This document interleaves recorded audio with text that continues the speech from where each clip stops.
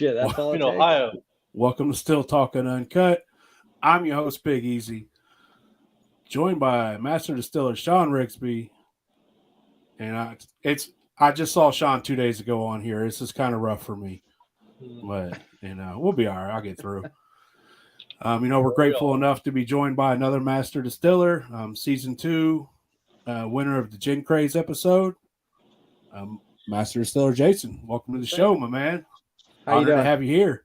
Yeah. Thanks for the invite. Anytime. Anytime, like I said, man. Anytime I can look at somebody other than Sean, I'm good with that. I'm not much prettier, but I'm a little prettier.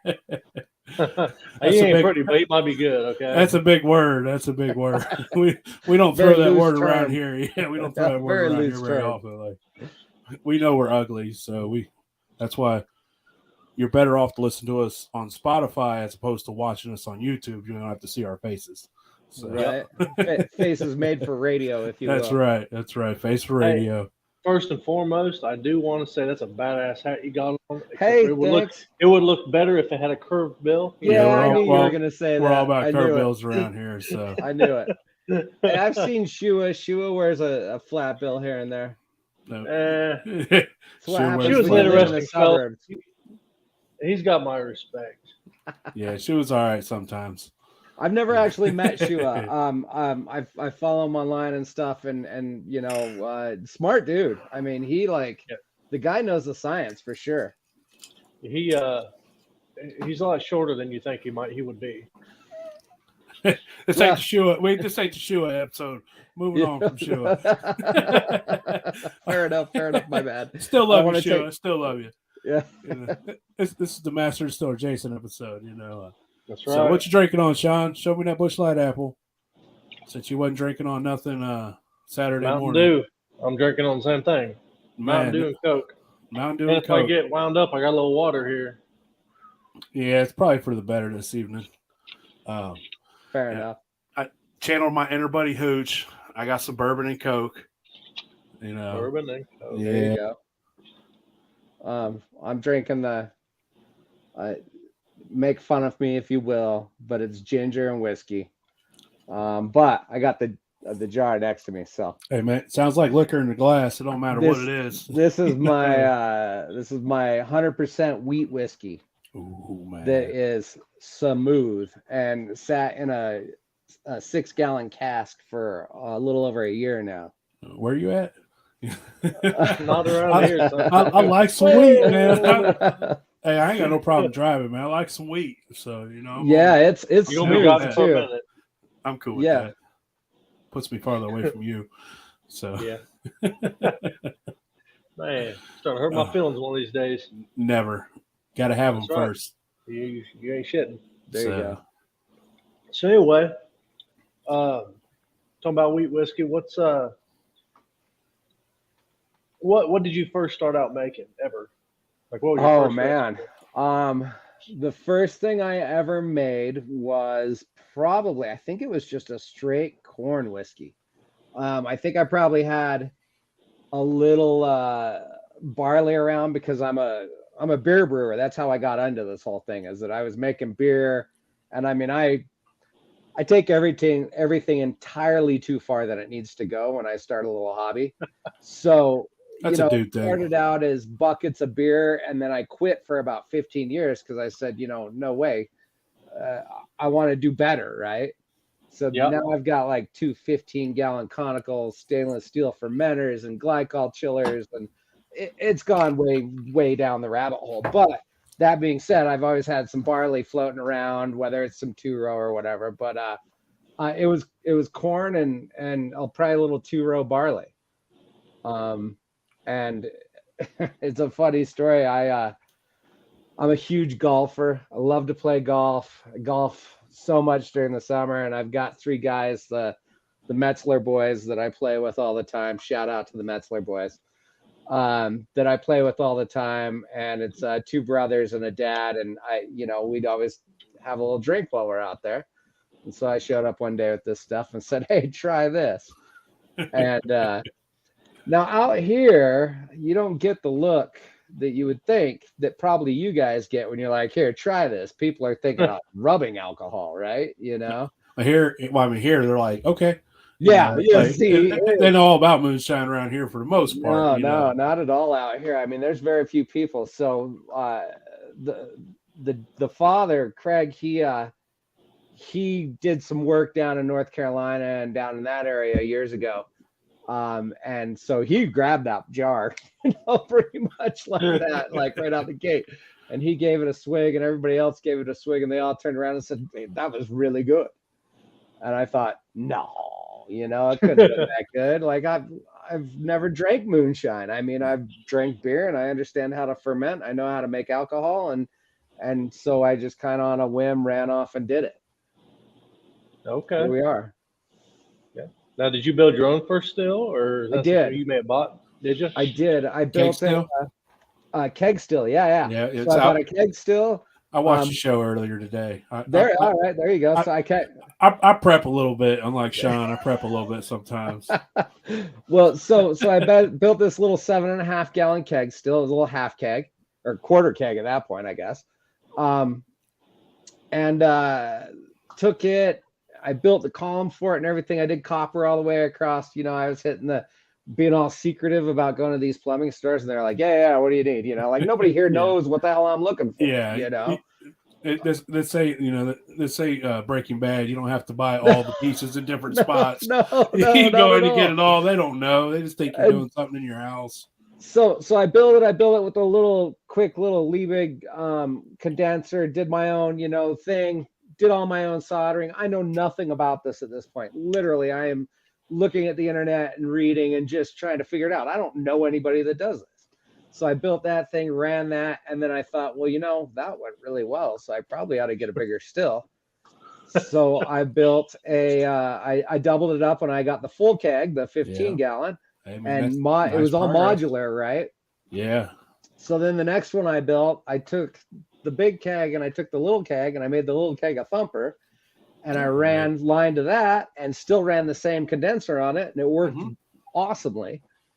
And then it really, really, really got out of hand. And I was talking to a friend, and one thing turned into another, and we're like, fuck it, let's buy a $5,500 still. So I went out and bought a 25 gallon 4-plate copper columned beast. For when it's all put together with the gin basket and everything on it, it's about 12 feet tall. Nice. And damn cake stills, man, they'll get you. They get you in cheap and easy. Yeah. And then all of a sudden you're dropping $5,000 on a badass rig. Right. And I mean, this one, the worst part of this whole thing, I call it my $1,500 paperweight. I have a dual 5,500 watt coil, board to run it and everything with the coils and the controller and everything for it. And I don't have 220 in my house. Not that I would do that here. Yeah. But so I've got this $1,500 heating paperweight that's been sitting in my garage for roughly 5 years. Just take two extension cords, wire them together, and plug one into each outlet. Boom, 220. I just heard that he will take $500 for it. That's all I heard. Yeah, it is a paperweight. It's going to cost you more than that to ship it. It's so big. I mean, this thing's huge. It's insane. Sean don't care. He's got an addiction. Sean's got a still addiction. So I've seen Sean's stills, man, and they're nice. I mean, you can't say no. I love shiny things. Me too. I even like patina too. Well, never mind. Yeah. I like them patina too. So. Right. Yeah, for sure. Like everybody's like, wow, it doesn't look like very good copper. And I'm like, why? And they're like, well, because it's all kind of like dull. And I'm like, yeah, it's because we use it. Funny how that works, ain't it? Right. Like I'm more interested on the inside than I am the outside of it. Yep. So, and that's when people start asking about the first stills they should get, I'm like, beer keg, man, you can pick up some bitch up, throw it fucking 30 feet, pick it up and run it again. And I mean, I don't want to diss it, but the whole Weaver stills or Vever or whatever they're called, man, for what you spend on those, you could build a really great beer keg. Yep. By the time you buy one of them and you upgrade it to make it a badass still, you should have just went with a keg still. Yeah. Or perfect from the start. You know, and slap. My other thing too is people don't understand the magic of flour paste, because that stuff is like concrete. I mean, it is better than anything else you could use. But I tell people that I'm like, oh, it's got a leak. Throw a little of that on there, and they're like, no, that's crazy. You know. But they only did it for a couple hundred years. What do I know? Yeah, you know, I don't know anything. I just, you know, I don't know much, but I know it's tried and true. Right. So, well, I saw when you was on the show, you said, you know, you're in Utah, right? Uh-huh. And you didn't have anybody in moonshine, nobody in the same interest in the moonshine community around you since the show. Have you found anybody? Have you made any, you know, found anybody within, you know, stone's throw distance? Like, hey man, I finally found me a moonshining buddy around here. Not really. I mean, I feel like, and I mean, Sean might be able to testify to this, that once you hit TV, you get a few interesting messages via Facebook. Oh, I bet. You ain't might just be me. I don't know. Can you hear me? Can you hear me? Yeah. Yeah. So I've gotten some interesting offers, and I'm a little secretive of the whole thing. Like to a point, yeah, for sure. Like you guys get. I mean, you guys are probably way. It's more of an issue on your end. I mean, I've met police here that are like, that's illegal. You know, like yeah, well, you know, most everywhere. We don't make liquor at home, so we have no worries. So. Right, and you know, I haven't made any in a while. I for whatever reason, you know, I've just been busy and work and all that stuff. But that's the way it goes, you know. Yeah. But I've tried to keep it out of the house whenever possible, you know, just to not cause any issues. But here, no, I mean, so to answer your question, sorry, I got off on a tangent. No, don't mind. I mean, I still don't know anybody. I have met through it a lot of actual commercial distillers. Mm-hmm. And Salt Lake has really got a great population of micro distillers or small batch distilling going on. I'll shout out right now, Beehive Distilling makes some of the best gin that I've ever had. And I really like gin, clearly. But so, you know, they're great, but there's a lot of them around here that are doing a great job, and most of them are pretty happy to talk to you and, you know, kind of pick your brain and back and forth. But, you know, then there's kind of that stigmata of you taught yourself how to do it in the garage, and they're kind of like, I don't know if this guy knows what he's talking about, you know, but once you speak to them and they hear you talk, you know, then that really opens up their eyes. Like, oh, okay. Yeah, absolutely. I would totally agree. I mean, tell them a few recipes. My favorites. Hey, you should try this. You know, oh wow, where'd you get that? You know, yeah. Funny thing. You know? So, how long would you say you've been altogether? Not just distilling, but brewing altogether. How long would you say you've been? Oh man, my dad taught me how to brew when I was like 19 or 20. I was brewing with him. And then I would say, so I've been doing that, and I mean, I'm turning 50 this year, so probably 20 years, 25 years brewing off and on. I got really serious with it in the last 12 or 15 years. I've gotten really kind of crazy with it. Won a few local home brewing competitions, stuff like that. And then as far this guy's on a roll. You know, I mean, you get lucky once in a while, right? You know, you only got to get lucky once. And then really distilling, probably I'd say a good 8 years now.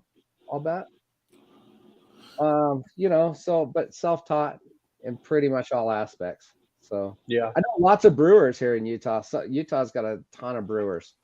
Have you have any of those brewers been like, man, I want to start distilling and pick your brain about distilling? Yeah, for sure. Yeah, those guys, and so I mean, those are probably the ones closest to the actual distillers, you know, because they're easier, you know. Brewers, like, it's super about how clean you can keep your wort and how clean you can ferment. And when I tell people specifically, you know, like I'm on, you know, like Sean, we're on a bunch of these forums here, and I try to help people out as much as I possibly can with their questions and stuff. Because I didn't have that option. I think it was harder 8 years ago to get that info, especially in Utah. Yeah. So I love to help people. But when I'm like, yeah, take that airlock off that thing and let her rip, like open it up. Yeah. And they're like, no, you can't do that. And I'm like, no, you absolutely can. And that's my favorite part of distilling is the funk, getting a little funk in there. Yep. So,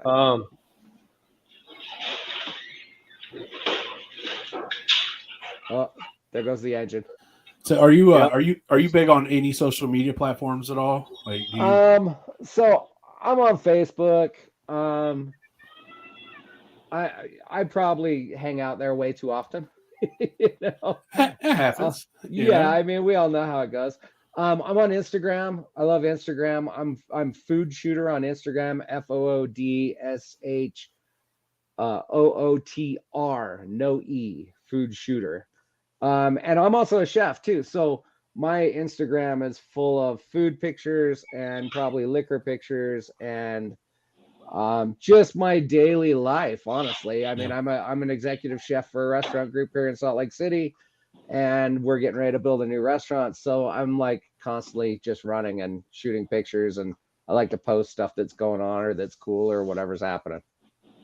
I appreciate the segue into my next question was about you being an executive chef. Perfect. Thanks, mate. Read my mind. Not scripted at all, guys. Not scripted at all. That was definitely my next question. I've been doing that forever. I went to it's kind of funny actually. I was in the tech industry when I was younger. I worked for the phone company a bunch. I used to climb phone poles and do all that stuff, but at the time it was a really hellacious time to be in the industry. So you'd get laid off here and there. And then I always had started cooking. He's starting already. Are you warming up? Somebody in the comment section asked for it. Oh, I didn't even. I'm not even on. I gotta open that up. Anyway, so I kept getting laid off, and I always knew how to cook, and I'd go back to cooking. And finally, at one point, I was like, "This is ridiculous. Maybe I should just go to culinary school because this seems to be what I do more often than not." So I went to culinary school in Portland, Oregon. I went to a French Le Cordon Bleu school. Graduated. I did this late, about halfway through my 2-year degree. My son was born, and I thought I would never come back to Utah again, quite honestly. I was like, nope, I'm done. I got out. Yeah, and I couldn't find any work in Portland that was worth any money. And I had a buddy here that kept calling me. And he's like, man, I got a restaurant opening. You got to come out here, come back to Salt Lake, and I'm like, finally, I'm like, all right, fine, I'll go back. And it's just spiraled out of control since then. I've been the executive chef of 4 or 5 restaurants here. I currently represent a group called Public Coffee Roasters. We have our own roasting. We do our own coffee. And then we have a restaurant and a bunch of cafes. So I just oversee the food for all of them. And we're actually getting ready to open a new one in end of April. Awesome. Now, how do you think being a chef really affects the different types of flavors that you like to use in your alcohol? Like your experience with food, how does that translate into your brewing, your brewing and your distilling? It's a huge part of it. I mean, I think actually that's what helps me excel in brewing and distilling. Specifically gin. I mean, I think you probably saw it. They asked me that question on or something like that on Master Distiller, and it's huge. I mean, knowing how those spices play a part of the alcohol and at what temperatures they're going to do what and extract what oils, it's awesome. I mean, I think food definitely helps. I don't know, Sean, did you ever meet Mina that was on the show that did the absinthe? Yeah, I remember the first time I met her, she was pushing in this big ass cart full of botanicals and stuff. Yeah. So that girl, like, I picked her brain for a while, and this was after the show, clearly, but she knows an obscene amount of botanicals. I mean, it's like what she knows about herbs and botanicals, you could fill a book with easily. So shout out to Mina for that one, because she's awesome when it comes to that. But I mean, being a chef, it helps, you understand the the flavor profiles and how they work and how that transforms. And that's kind of how my gin came about, is that I wanted to do something, for lack of a better description, it had a little Asian flair to it. So I wanted kind of that citrusy ginger kind of thing going on. And I think in the end, that's what crushed it. I think that's what won the competition was, and even I think it was Marker Digger. I can't remember which one I asked after the show was over, but I said, "What'd you really think?" And he was like, "That was something I've never tasted before in my life." And I'm like, "Well, win. I'm done. Show me the door. I'm out of here." So, was it last? Yeah, last summer. I had the pleasure of going and running gin with the guy. And I'm telling you what, it was very different. I've ever really been around a plate still, because apparently I'm a lucky guy, but I've never ran one prior to this past summer. Really? A plate still, yeah. It's so much different than a pot still, because a pot still you just kind of bring it to temp and let it do its thing, right? Yeah. And that plate still, those things are fun. Like they're a learning curve for sure. But there's also that, like, people are like, well, it's just been sitting at 170 degrees for 6 hours, and I'm like, great. like that's what you want, like you're running it perfectly. Just do that, But I think too, if you're a pot still guy, you like to fiddle, right? You got to mess with it a little and just kind of dial it in. And the cool thing about those plate stills is you hit that condenser and you adjust it from the condenser side and not worry so much about the heat, and you can do whatever you want with it. My favorite part is that I can flip that thing back into reflux, shut down the distillate, let it all compress the heads back up into that plate for you, open it back up, and you can go from 140 or 130 proof and kick it all the way back up to 180 like that. They're cool. They're a way different little machine to run. Yeah, they are. It's so do you like what all have you experimented with as far as the gin basket on one of them? Honestly, I've only probably worked with 2 or 3 different recipes, and they were all pretty straight up gins. I think the one thing people don't realize about gin is it's not like whiskey where, maybe you make the mash and then you run it once or twice through and you're done. For me to make a good clean gin, I need to I generally run a 50-gallon barrel, and that will have to be cut into 2 different batches to strip. And then once the strip's done, then I combine those again and run it one more time to clean it up. And this is through the foreplay. So now I've technically ran each batch once and then the total together one more time. And then I run it with the botanicals, because I want that liquor just as clean as I can before it goes through the botanicals. So it's a lot more heavier process by far. But as far as the gin basket, essentially I've just done like a straight London dry through it. I've done my recipe a few times through it. I've thought about doing a rum and then spicing it via that gin basket, but I haven't actually pulled it off yet. So have you tried it, or you just kind of? I haven't. It's like something like I always overthink everything before I do it. Right? I agree. I think I should. And I'm actually the only way to get finished is to get started. So. Right. I tend to get kind of fall down the rabbit hole on one specific thing. So it was just one recipe of gin and just trying to perfect it. And that was the one that I won with. So I must have done all right. I just because I keep thinking about it, my favorite part of that whole episode was when I walked up with just the little bags of stuff to run. And Marker Digger, one of them, was like, "So that's all you got?" And like Mike and Lisa had these big bins of stuff and everything was gone. I'm like, I got a little bag here. I'm gonna go ahead and finish them off real quick. Yeah. Now, what episode were you on? The Gin Craze. Okay. What season was it? That season 2. Okay. So that was the one where we actually tied in the second won, and they'd never had that before. And then we won the third, or I won the third. But those two were awesome. Mike and Lisa. I mean, you had Big Mike on a couple weeks ago. Yeah, Big Mike. He's hilarious. That guy is so funny. So, do you got any like story from your time with Big Mike? Like, just one good one. Like, come on, we need one good dirt on Big Mike story. So that... so I didn't watch him on the show. Did he show you the tattoo? Oh yeah, yeah. Okay, I mean, he showed us here. That's like, I think, God, he was so funny. And then during those episodes, because they gave us big, gallon or jugs of like 90 proof corn liquor to start our mashes, start our baskets with and stuff. And so me and Mike were throwing that stuff back the whole time we were sitting there off camera. I was pretty torn up on one of those episodes at one point. It was pretty ugly. God, I don't know. I don't know if I have a Mike story. He's just so funny. Yeah, I love Mike. He's hilarious, and he's a straight up guy. I mean, like the way he is on TV and everything, he is that way all the time. Oh yeah.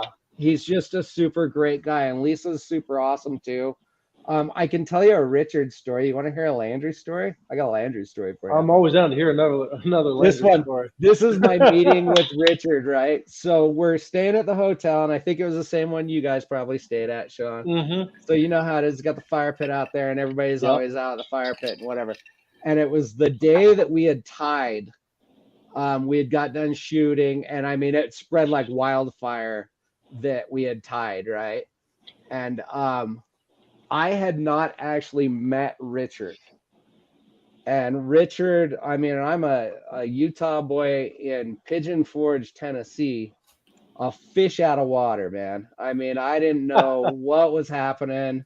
It is a very different vibe down there. And I think it's very different no matter where you are, but Pigeon Forge is its own little thing, right?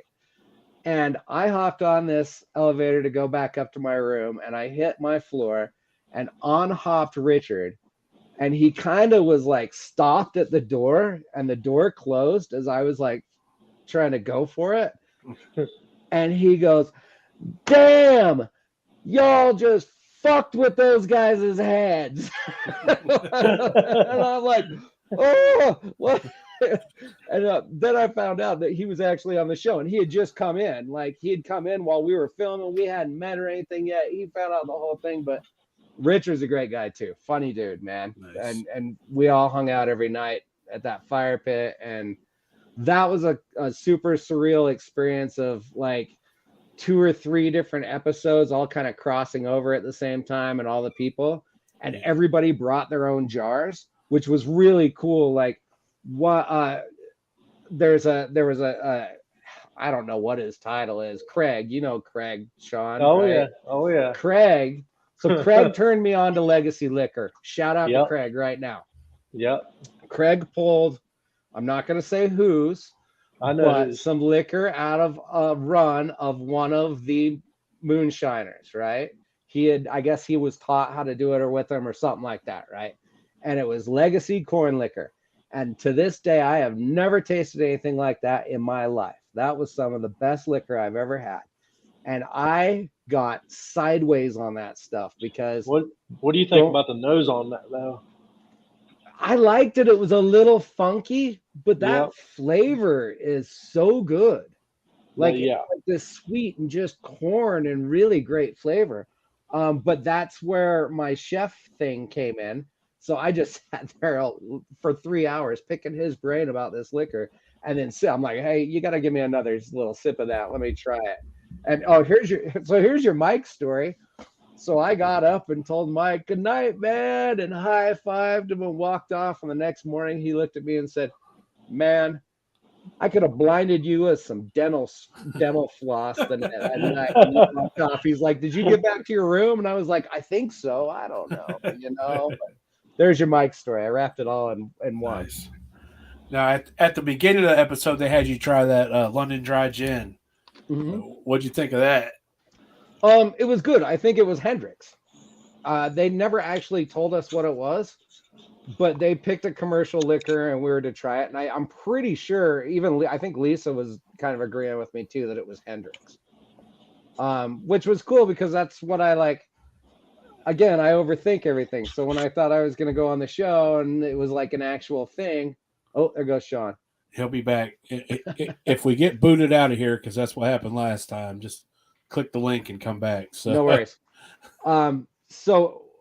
Anyway, but we tried it and both of us thought it was Hendrix. Yeah, and so that's where I was going, is that I had overthought it and studied, London dry gins and Old Tom gins, and like went to the liquor store and bought some, and I got like a bartender friend here in Salt Lake that knows alcohol, like everything that's ever been made, and he sat down with me and was like, well, here's this and here's what you taste, and and I just overthought it and went with it.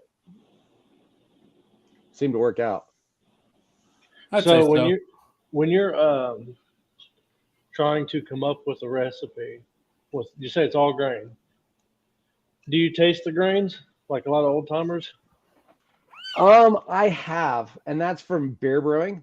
I think a lot of it is that I know what to expect from some of the grains because I've made so many different beers. And I like everything from dark to lagers to whatever, Yeah. So you learn a lot of different ones. And then I've got friends out there that like run these beer shops and stuff, so they kind of tune me into what's new and what's going on. And then actually, we've actually got a malting company here in Salt Lake called Solstice that does some really cool stuff. Like they do one grain that has like they call it, I think it's a chocolate cocoa, and it tastes like, if you put it in your mouth, it tastes like chocolate and cocoa all together. They do one that they call the. Have you messed with that yet? I did. I made a beer with it. I haven't made, so that's actually something that's on my mind right now, is that I'm thinking about doing an all darker grain, like whiskey or something to that effect. Probably a whiskey. I'd really like to try, because like they've got like this one that's a chocolate. They've got one that actually has like this marshmallow flavor to it. It's really interesting. But it's also higher up on the, you're paying like $3 a pound for that stuff. Yeah. Man, it's amazing what some people pay. A lot of people are just like, fuck going to all them brew shops. So just get out here TSC and get cracked corn. And well, if I'm making corn, that's what I do. I go down to the farm store and buy bags of corn. It works. It's great. It's old school, man. That's that's corn liquor, Yeah, and it's cheap. I can get 50 pounds for like $17 or whatever. Like, yeah, it's like it's $10.50 here. It used to be $6.85. Now it's $10.50. Yeah. I'll say, man. Well, I might be getting. Well, I'm in Utah again. I take the win. Yeah, you take what you can get when you're out in the middle. I've noticed. I've shipped some items, and when they live out in Utah, it's double what it is anywhere else, because I imagine, such a, probably far off the grid and hard to get to. We're city folk around here, so. Yeah, we're I think like 1,500 miles from you guys. It's not like a stone's throw. That's what I was trying to explain to somebody, that out there, you can hop all down that southern coast there, or that eastern coast down south, and just go through 7 states like that. And here, I think Utah north to south is almost 500-600 miles. So it's a run, But yeah, plus we got all these mountains out here, actual mountains. we got liquor making mountains around here. So. Well, yeah, you're winning that battle for sure. Yeah. So tell us a little bit about how you wound up on Moonshiner's Master Distiller. Oh, that's a good story, actually. So I was working for a company, and the second day of COVID, I was working for a restaurant company, and our main thing was we would produce juice. We were doing like a cold pressed juice line, right? And we had been selling like mad, and I think we had $50,000 or $60,000 worth of inventory in a walk-in, right?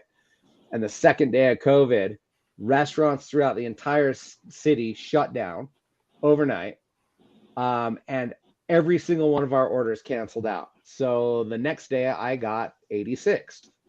Laid off, I don't blame them. I mean, they were good people. I understand the situation.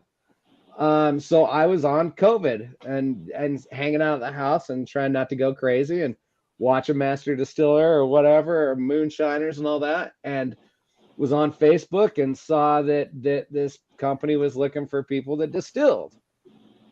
And I thought, well, that's weird, and I looked at it and, I'm like, well, what else have I got to do? I know how to distill a little.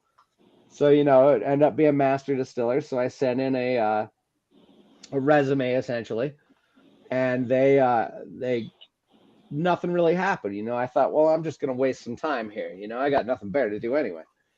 So sent it in. About 2 or 3 months later, I got a phone call back and they said, hey, we'd like to do a Zoom interview with you. And I said, okay, sounds cool. So we did the little Zoom thing. I don't know how you did it, Sean. It was probably about the same thing, right? Yeah. Ish. Yeah. I interviewed for the pilot episode as well as the. Oh, okay. So you were already on radar. Yeah, as well as season 1, and then I never heard anything from either one of those, and then boom, Jake called me and he goes, "Hey man, could you be down here on X next or whatever day it was?" I'm like, well, maybe. Right, That's right. kind of where it took off for me. So yeah, so I did the Zoom interview, and then they called me about a month. Nothing happened, and then a month or so later, I get this another phone call, and they said, "Well, we want to do kind of a screen test for you, via computer, right?" I'm like, "Okay, we can do that." So I sat down and talked to I think it was Jess at the time. Yeah. And did this little interview, and she said, "Oh, that was fun, great. We'll give you a call." And about a month later, nothing happened. About 2 months later, I got this call, and they said, "Well, we'd like you to be," I think it was Creco that called me at this point and said, "We'd like you to be a second, because of COVID and flying and all this craziness. Not everybody could get down there."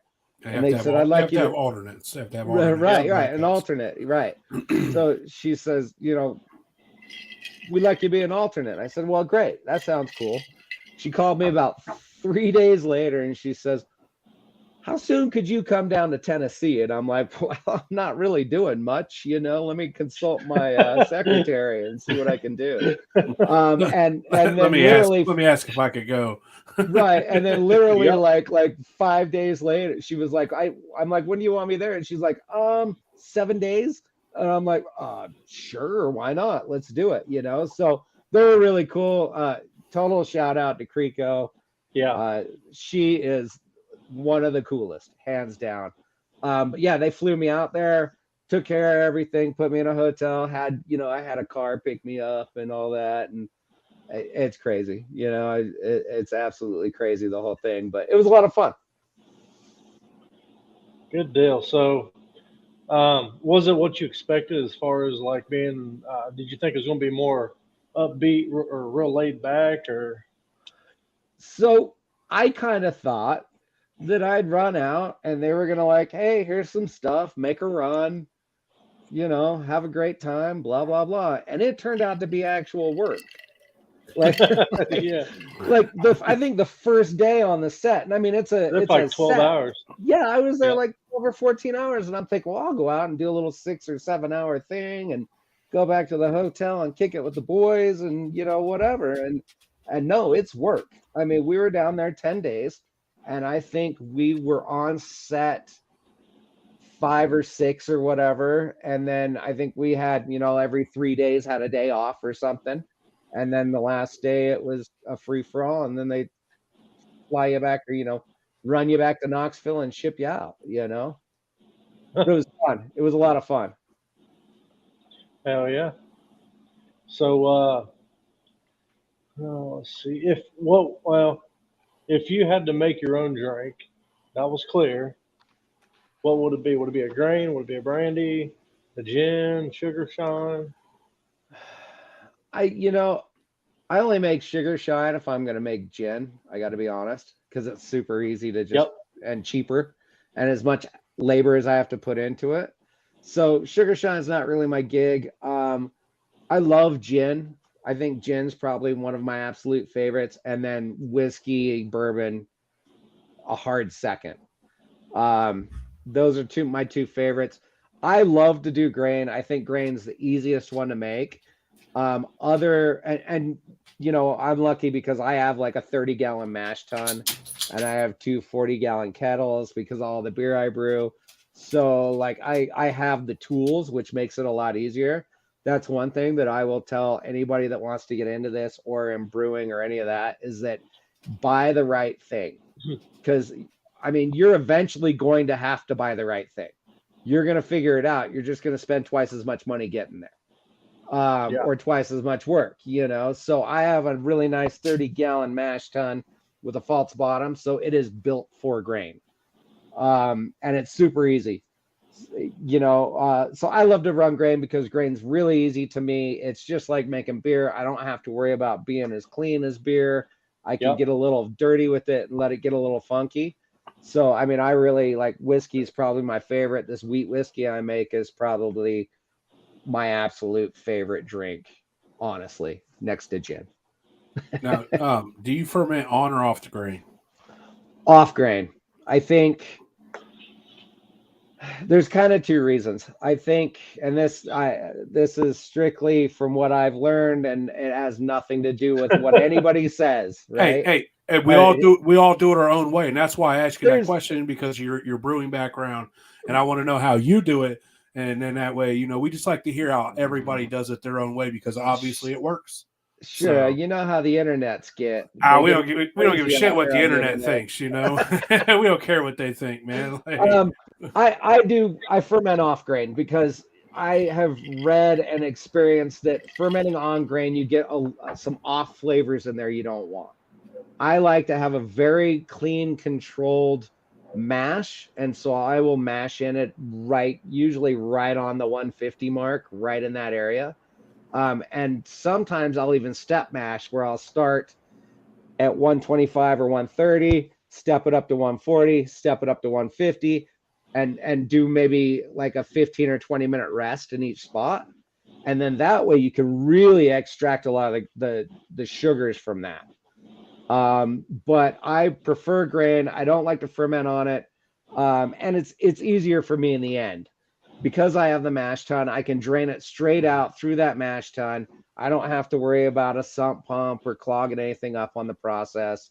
So, I mean, really, in the end, it's probably more ease of use than anything. But off grain.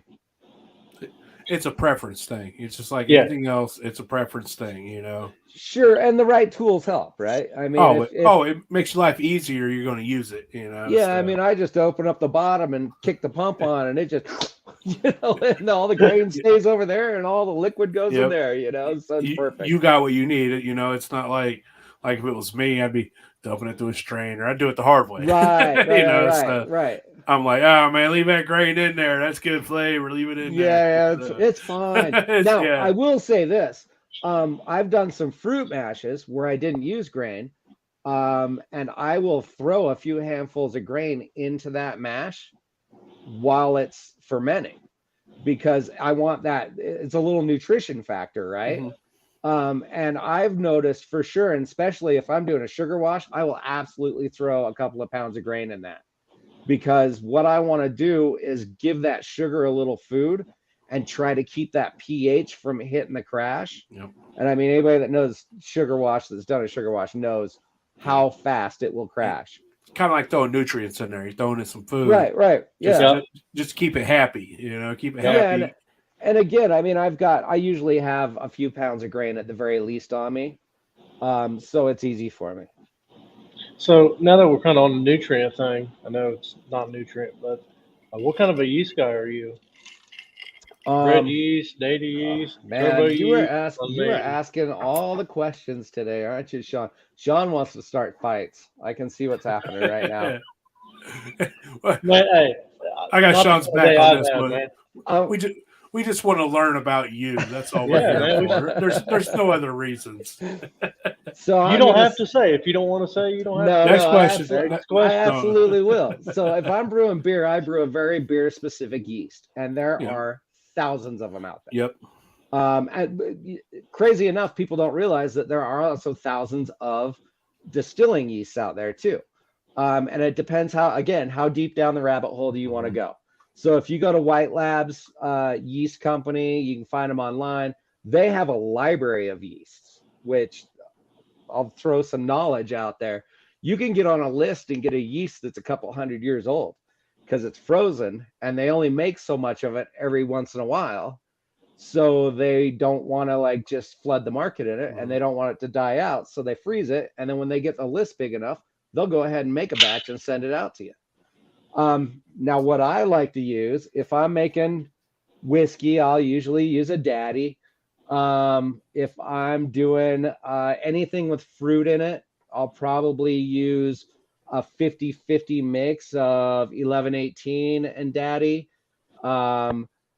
If I've used a little bread yeast, I like it. It's a very interesting flavor. I think it makes it more moonshine, but I will tell you, I will never, unless I am putting fuel in my truck, use turbo yeast ever.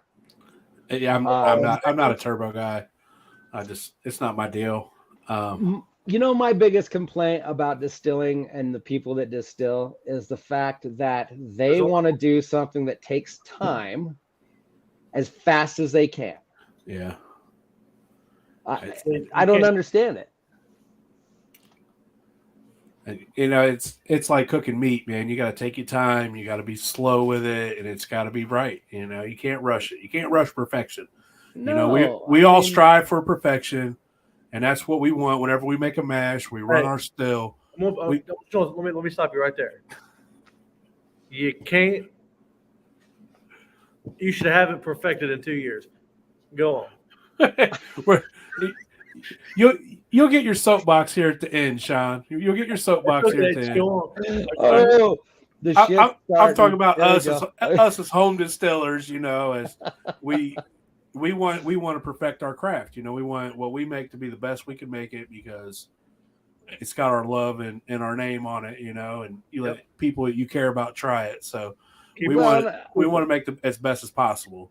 Right, but I think there's the two different groups, right? There's the group that wants to make a really nice product and show it off to all their boys, right? And then there's the group that wants to make it right now and get hammered. Not that there's anything wrong with getting hammered. Don't get me wrong, but that would have been me if I knew about moonshining when I was in my teens and 20s. That would have been me. Get it done and get it in me. I probably bought a few police cars when I was younger. So yeah, I know what you mean. That's just how it is. I managed to get in some trouble drinking back in the day, but yeah. I mean, I just want to make a quality product, and that's what I've always wanted to make. And I want to make something that represents like my time. You know what I mean? Like we put a lot of time into this. Oh yeah. You don't just flip a switch and it comes out the other end. It's definitely blood, sweat, and tears. It's definitely blood, sweat, tears, and love. And it's a craft. Like I think people forget that this is a craft. Like it's just like grandma making a quilt or whatever. It's a craft. Alan Bishop always told me, we're not curing cancer here. No. We're making alcohol. Right. Like, no, well, I was going to say nobody lives or dies, but 9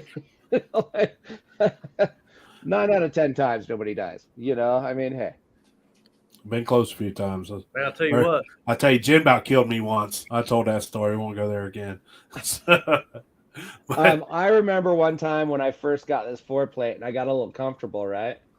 And I had it in this warehouse. It was I say warehouse. It was very small. They called it a warehouse. It was a very small building, like a little bigger than a shed, basically. And I'm sitting in there, and I'm like sitting back, watching TV, waiting for it to heat up. And I do one of these. I'm like, what's that smell? And I turn around, and there are vapors, like visually, at the ceiling. I'm like, oh my God. And I was like, turn the condenser on, turn everything off, because I was trying to heat it up real quick, and then kick all the water on, trying to save a little water. And oh man. Got too hot too quick, started vaporizing. Started running. Been there. Yeah. All of a sudden you got a house bomb. Yeah, exactly. Insurance doesn't cover that. where I had a jet burner, man. I told you about that easy, didn't I? I mean, you might have, but you know how it is, man. Tell me again. Well, I had a jet. It was a dual jet burner. It had 2 jets on it. Well, I lit one for whatever reason. I'm standing there, letting this thing fucking run, and my eyes start burning. I'm like, what the fuck is going on in here? Well, come to realize that back one didn't get lit. It's Huffing fucking pissing propane, filling my building up. I'm feeling pretty good right now. I've never been drinking. You know? Going to sleep's going to be easy, but waking up's going to be hard. Yeah, that's not good. You live and you learn. So Yeah. It's the easy way. I'm sure my buddy Noble will like that story because he's a propane guy. Oh, I use propane too. I mean, to this day, I'm still using propane. One day when I get a 220 circuit somewhere, I'll plug in my paperweight. But Okay. you know, 2 110s.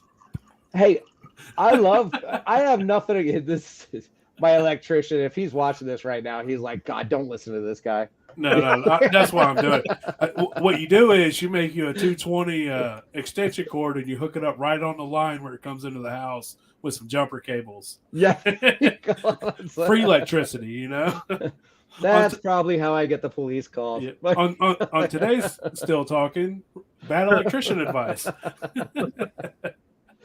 No, it's crazy. I mean, you got to learn, man, right? You got to learn a little, and you got to make mistakes here and there. Like, I get it. Just don't make the ones that blow you up. You know, those are the really bad mistakes. That's what I always tell people. If you're wanting to get into the hobby, do it as safe as you can. You know, I always recommend clamp stills. Oh, you know, that way you ain't got to worry about paste, nothing like that. Right. Well, and that's why I don't really like those Weber stills, you know? I mean, I feel like they're just, if you don't know what you're looking for when you buy one of those, it could get a little janky on you, you know? I mean, you might have a giant leak and have no idea that it's there, you know? They have one model that is, you know, they got a few models, and one of them they should discontinue. Well, we'll I'm hoping nobody that I'm talking to is selling those. Sorry, I should probably. We don't make no money off of them. We don't care. But you know, before we get out of here, Sean's got another question for you. So when's your liquor coming out? It's a great question, Sean. Sean, have I ever told you about my buddy that went on The Price is Right, won a car, and the car never showed up? No, sir. Ask me about him sometime. I have no idea when my liquor's coming out, Sean, because after 2 going on 3 years, Sugarland still hasn't made it. So there's the answer for you. Hey, you know, everybody keeps asking, and we just don't know what to tell them. Well, hopefully. I can tell them that I've sent my recipe 3 times, and when I say my recipe, it's literally in an Excel spreadsheet, and I can adjust it to how many gallons they want to make, and it adjusts everything. So, I mean, it's not for lack of my end trying. Let's put it that way. Now, you know, I keep up with social media. You know, I try to stay on all platforms, and there's been an explosion of it's trending where people want to know where Master Distiller's jars are. You know, people are I think they're fed up. They're tired of waiting. There's no reason, you know, regardless of what happened, you know. Well, I mean, that you know, you guys should know a little bit more than you do. You know, my thing is, for sure, this point, just do the right thing. Right. Like, look, I have nothing against moonshiners. I got nothing against the production company or Creco or Digger or Mark or any of those guys. But there's an obvious breakdown here somewhere, and the head seems to stop at Sugarlands. So I don't know. I don't think people should take it out on Discovery Channel or Magilla, because they did their part. You know, like I feel like they did their part. They put together the best entertainment they could, and I feel like, you know, I enjoy watching it. You know, I find it entertaining, and you know, I think Sugarlands has dropped the ball, and maybe it's trending. People want to know where their jars, and you know, why is winning not winning, and maybe this is the push that's needed for you guys to get what you deserve. Because let's be for real here.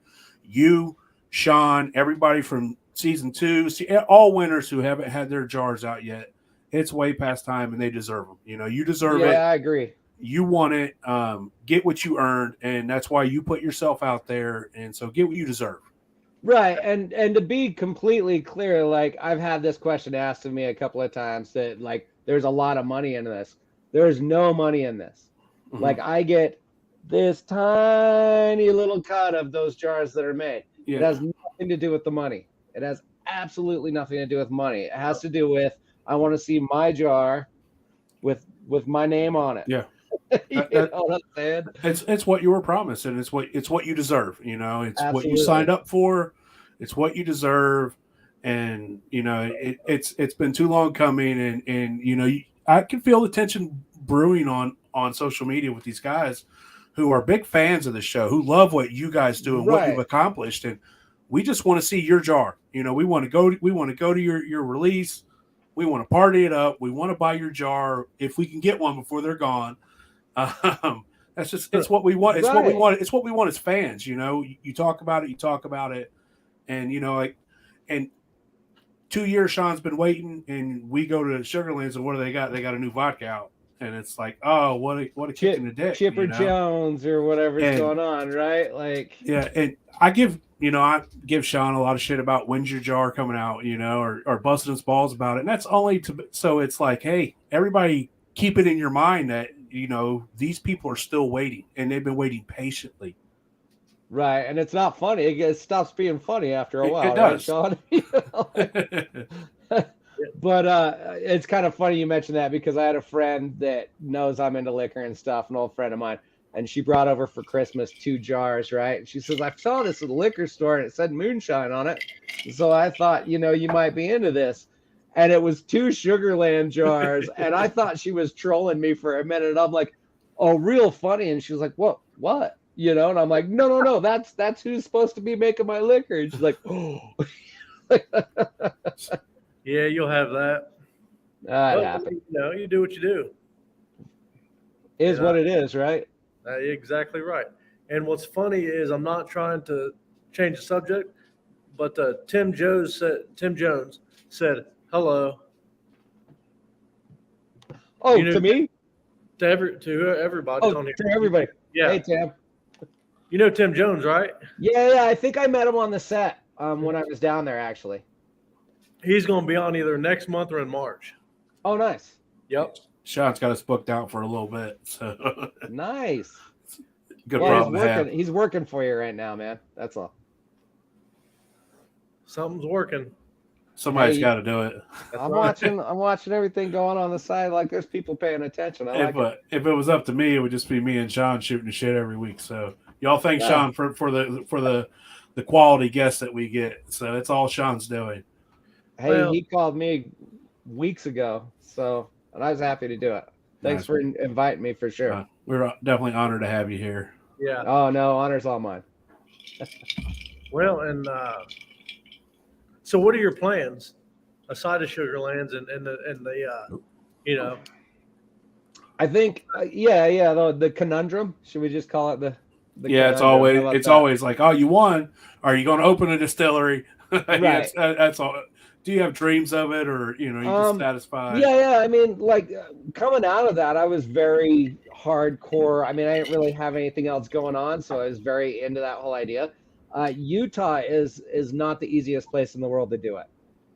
Just to give everybody an idea, in Utah for a distillery license or just a liquor license to sell liquor in Utah is a $5,000 yearly license. So it's not the cheapest compared to like Nevada where it's $100. Yeah. It's I mean Nevada, but you know whatever. It's definitely difficult. It's not out of my realm. I have people that are definitely interested, and like I said, I'm an executive chef, man. Like I'm all about restaurants. A distillery would be really an easy step. You know? Like it's a lot harder to be a chef than a distiller, I think. I don't know. I mean, I haven't really done it on a mass scale yet, but I'm probably wrong. You know how that goes. But as a long-term retirement plan, distillery definitely in my future. That's what I would like to do. Nice. Hell yes. You know how it is. I got the bug, man. in your blood, man, and that's all it can. That's all it was. It's the first strip out of the worm, and you're hooked. Oh God, the minute you see, I was watching what was her name, Casey, right? That you guys had last week. Oh yeah. Oh, Cass, we had on Saturday. Yeah, and her talking about to see people's face when they try it, and I'm like, that's me. I want to see that look, and you could tell right there. They don't even have to answer, right? Yeah. You could tell they're like, ugh, And you're like, oh, that's good. Like you just lied to me. What? Yeah, exactly. That was me giving it to my buddies golfing. Where I'm like watching their face, and they take a drink, and I'm like, ooh, they do like it. What's going on there? Yep. But yeah, I mean, there's a bug to it. It's just like the brewing and being a chef and cooking and golfing and whatever, man. I mean, it's any hobby a guy gets into, if he enjoys it just a little bit, then he's going he's going balls to the walls, and we're pumping everything into it, making the old lady mad. We don't even care. Like, I spilled mash in my room. Don't come in here. I've got that because you love it. So I got that addictive personality too, where if I get a little taste of something I like, it goes downhill from there. It's just all over. I couldn't do hardcore drugs because I know, nah, man, I can't do that. If I like something, it's too much. Why do you think I'm fat? So. But yeah, right. I would like to point out that my bitch about Master Distillers is they add 30 pounds on camera. I always say Sean looked 40 pounds lighter than it is. Yeah, I put on a little weight. My beard got a little thicker. Yeah. I got that. Got some overalls in the mail. I'm like, I'm gonna go on TV. I better shave and look nice, right? And now people are like, you were not Master Distiller. You don't even look like that guy. Yep. So if you were called back, would you go back? Man, for the experience, and I'll be honest, for the experience and all the people I met, and Sean and I, full disclosure, Sean and I have never physically met. Because of Master Distiller, and because I won, and because he won, and because we all, it's like this really weird club, right? And that's how we've hooked up. So we've been talking for years online, back and forth and stuff. But yeah, I mean, I would. All things aside, I would go just to do it again and have just a little more fun with it and take a little more chance. I think I should have gone in there when I had the still building bonus and built a plate still. And in the back of my mind, I still think, I wish I would have done that. Now, would that be the difference between winning and losing? I don't know. But after winning, I think I would like to take that chance and see. Yeah. So, yes. I mean, absolutely. How about you, Sean? Would you go? He'd go. Look at him. I probably would. It was fun, right? But yeah. I think the contract would be a little different, though. I'll tell you that. The what? The contract would be different this time around. We'd be putting a date on that thing. I would leave my pen at home.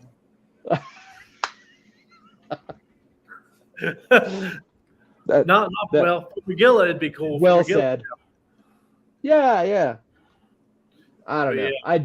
I'd do it. It was fun, man. I met a lot of really cool people. Yep. And even to the point of, do you know Steve Trexler? Yep. So Steve, his I believe it's a stepson, moved out to Salt Lake, right? Never met Steve a day in my life.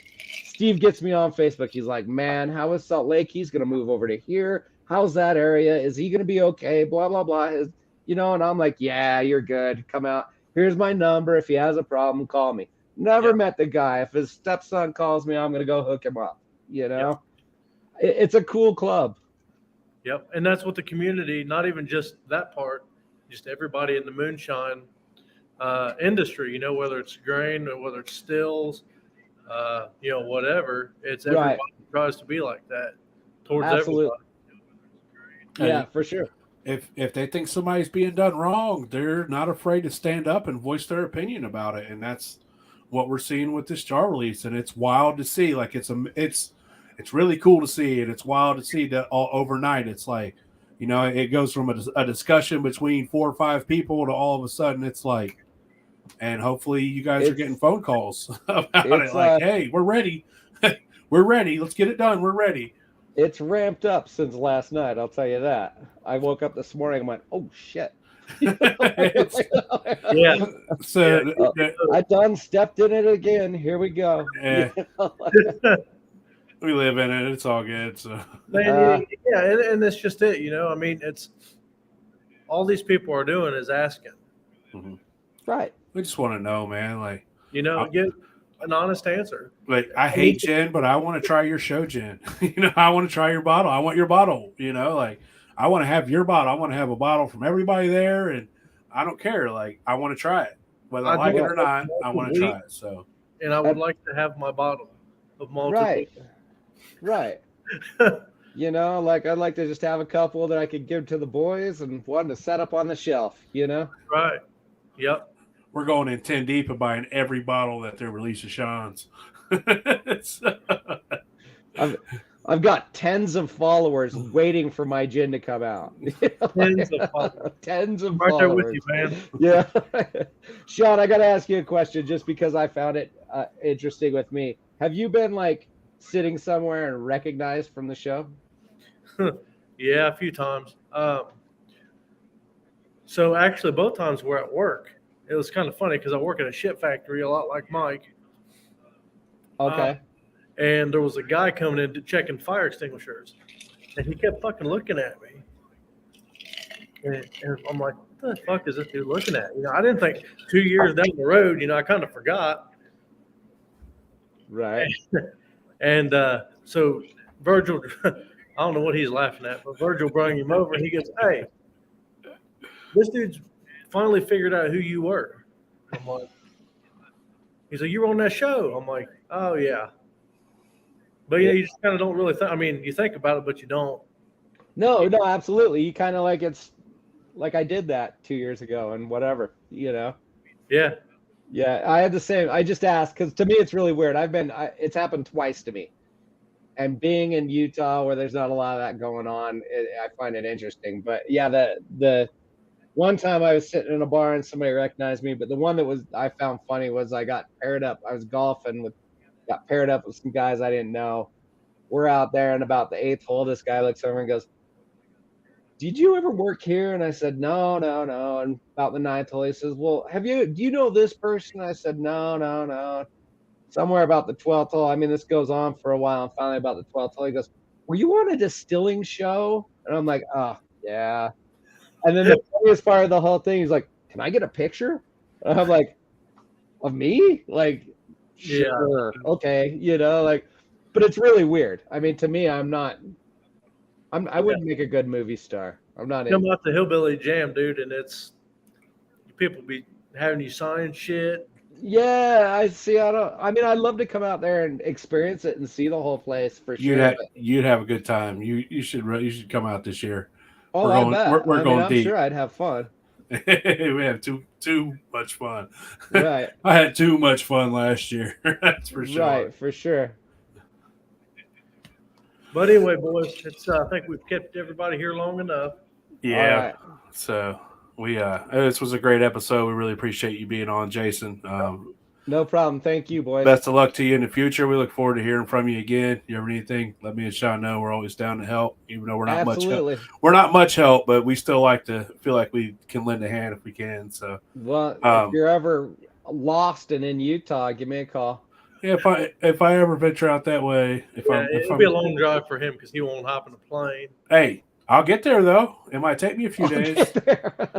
I'll be flying home by the time you're pulling up. That's all good, man. I get the experience of driving through all them states and seeing all that stuff. All you see is squares. So right. I'm good with that. I'm used to that being from Ohio. Yeah. Man, ain't no way you get me in an airplane. So, but we'll be back next Monday at 9:00. We're going to have Dustin Stugart from DRC Stainless on. Yep. So that's going to be a good time. So we'll see all y'all next Monday. And thanks again, Jason. Hope you have a great night. Sean, hope you have a great night. If you want to chat, stick around, Jason. You got to leave. So you're already at home. Y'all have a good night. Shine on. Shine on.